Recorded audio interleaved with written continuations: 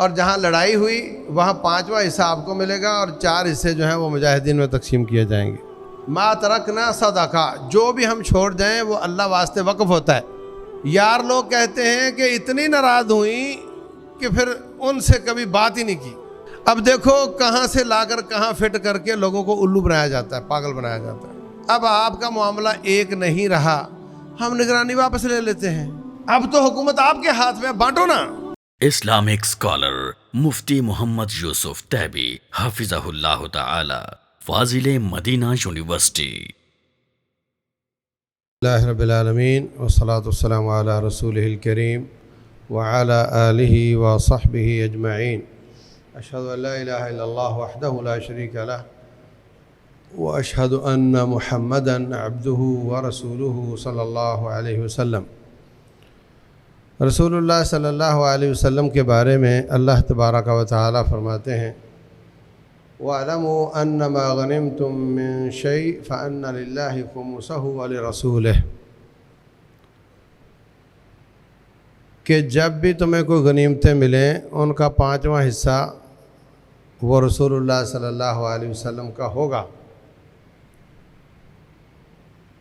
آپ کی کوئی باقاعدہ آمدن کا ذریعہ کہ آپ کوئی کاروبار کرتے ہوں، نبوت ملنے کے بعد ایسا نہیں تھا، خصوصاً جب ہجرت کر کے آئے ہیں تو اب آپ کو لوگوں نے، کسی نے اپنے باغ کے 2 درخت، کسی نے اپنے باغ کا 1 درخت دیا ہوا تھا، اور اسی طرح کوئی ہدیہ آ جاتا، کوئی کھجور آ جاتی، کوئی دودھ آ جاتا، اور اکثر فاقے چلتے رہتے تھے۔ احد کے میدان میں، بلکہ احزاب کے میدان میں آپ نے پیٹ پر پتھر باندھا، اور پتھر باندھنے کی نوبت کب آتی ہے؟ جب کئی دنوں کا فاقہ ہو۔ تو ایسے ہی زندگی گزرتی تھی عائشہ صدیقہ رضی اللہ تعالیٰ عنہ اور دوسری بیویاں، وہ فرماتی ہیں کہ جب تک بنو نذیر فتح نہیں ہوا ہم نے پیٹ بھر کر نہیں کھایا۔ تو بنو نذیر یہ یہودیوں کا ایک قبیلہ تھا، قریظہ، بنو نذیر اور بنو قینقاع، ان کے ساتھ لڑائی نہیں ہوئی تھی۔ سورہ حشر میں اللہ تعالیٰ نے ان کا حشر بیان کیا ہے۔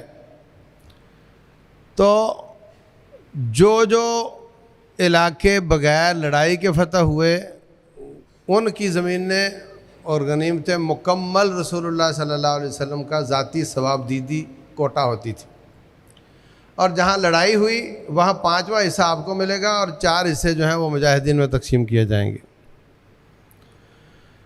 تو خیبر میں فدق کا باغ جو تھا وہ بغیر لڑائی کے فتح ہوا تھا، تو وہ آپ کا ذاتی تھا، اور ادھر بنو نذیر جو مدینہ میں تھے ان کے باغات وہ بغیر لڑائی کے فتح ہوئے تھے، تو وہ آپ کا ذاتی باغ تھا۔ جب آپ کے باغ ذاتی ہو گئے تو آپ نے جن لوگوں سے ایک کھجور قبول فرمائی ہوئی تھی وہ آپ نے ان کو واپس کر دی۔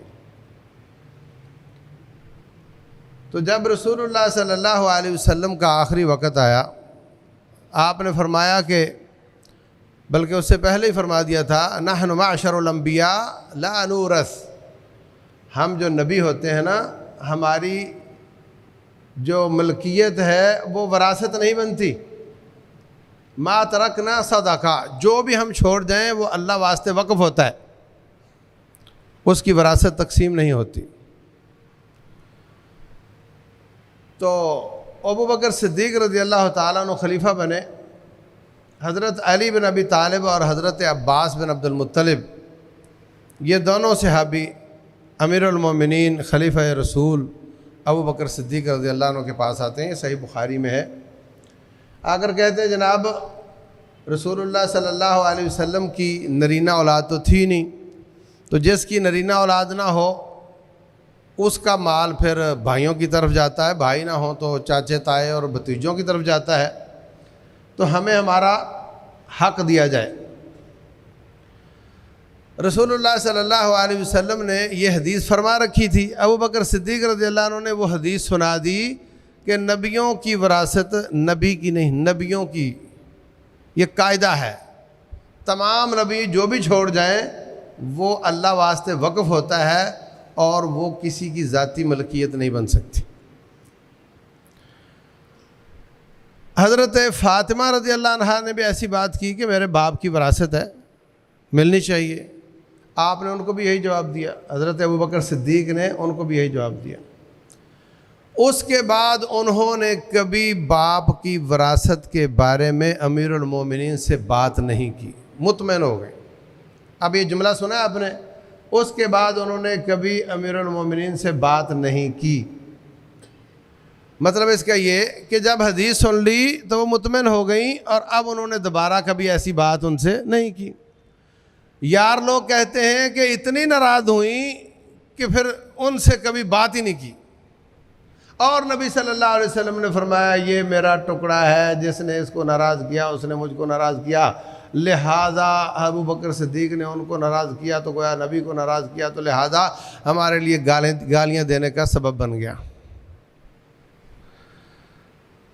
حقیقت یہ ہے کہ معنی یہ کہ انہوں نے دوبارہ اس مسئلے میں بات نہیں کی۔ وہ عورت ذات ہیں، وہ مرد ہیں اور اجنبی ہیں ان کے حساب سے، تو ان کا بات کرنا بنتا بھی نہیں ہے جب تک کوئی کام نہ ہو۔ اور دوسری بات یہ ہے کہ جو حدیث فٹ کی جاتی ہے کہ جس نے میرے بیٹی کو ناراض کیا اس نے مجھے ناراض کیا، وہ حضرت علی رضی اللہ عنہ کے بارے میں آئی تھی۔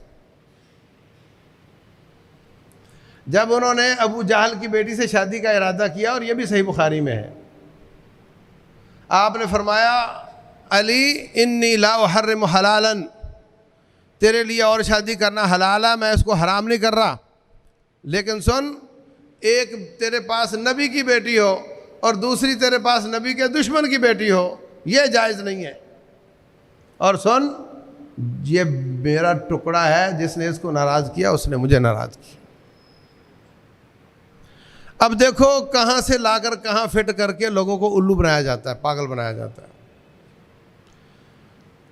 اور جہاں تک تعلق باغ فدق کا اور دوسری وراثت کا ہے تو حضرت علی بھی مطمئن ہو گئے، حضرت عباس بھی مطمئن ہو گئے، حضرت فاطمہ بھی مطمئن ہو گئیں۔ حضرت عمر بن خطاب رضی اللہ عنہ کے زمانے میں دوبارہ یہ دونوں بھائی چچا بھتیجا آئے حضرت عمر کے پاس رضی اللہ عنہ، تو کہنے لگے بھائی آپ آئے تھے ابو بکر رضی اللہ عنہ کے پاس بھی، اور آپ کو بتایا تھا ملکیت تو بن نہیں سکتا۔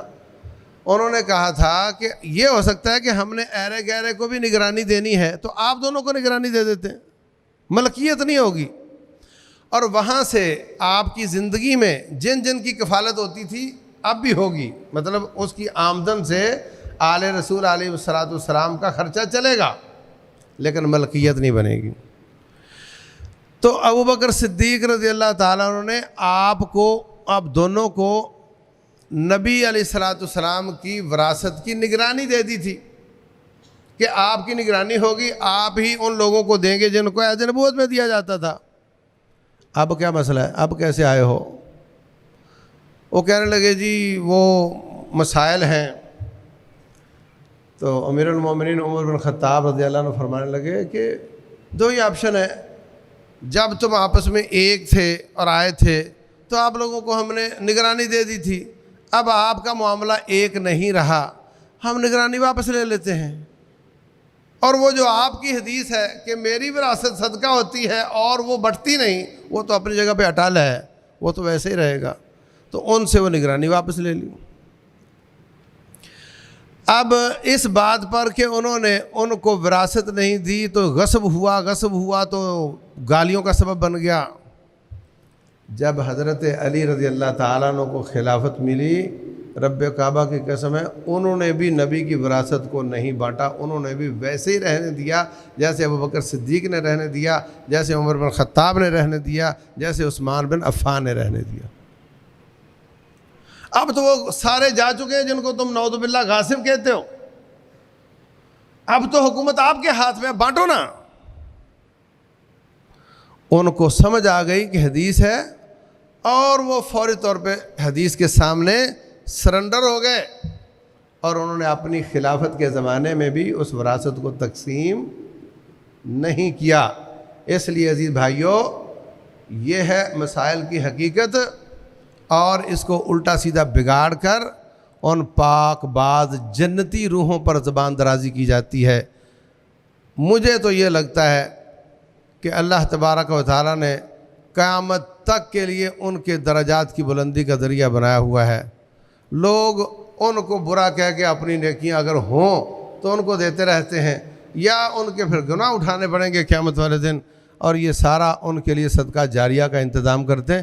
ورنہ وہ بہت ہی آپس میں پیار کرنے والے لوگ تھے، آپس میں شدید محبت تھی ان کو، اور قطعی طور پر ان کے دل میں ایسی کوئی بغض کی کیفیت نہیں تھی۔ آخری بات سن لو، حضرت علی رضی اللہ تعالیٰ عنہ نے جب حضرت ابوبکر صدیق کی بیعت کی ہے تو حضرت ابوبکر صدیق رضی اللہ عنہ کو کہا کہ میں آپ کی بیعت کرنا چاہتا ہوں۔ بولے کر لو، گھر بلا کر کہا ایسے تھوڑا کر لوں گا، میں سب کے سامنے کروں گا۔ مسجد نبوی میں مجمع اکٹھا کیا، حضرت علی رضی اللہ تعالیٰ عنہ نے ابوبکر صدیق کے فضائل بیان کیے، اور امیر المومنین ابوبکر صدیق نے حضرت علی کے فضائل بیان کیے رضی اللہ عنہم، اور پھر انہوں نے ان کی بیعت کی۔ اگر نعوذ باللہ ایسی کوئی بات تھی، کوئی خلافت غصب ہوئی تھی یا مال وراثت غصب ہوا تھا، تو شیر، اللہ کا شیر کسی کے دباؤ میں آ کر بیعت کر سکتا نہیں کر سکتا۔ تو ان باتوں کو سمجھو، اللہ سمجھ عطا فرمائے۔ واللہ اعلم، وصلی اللہ وسلم وبارک علی نبینا محمد۔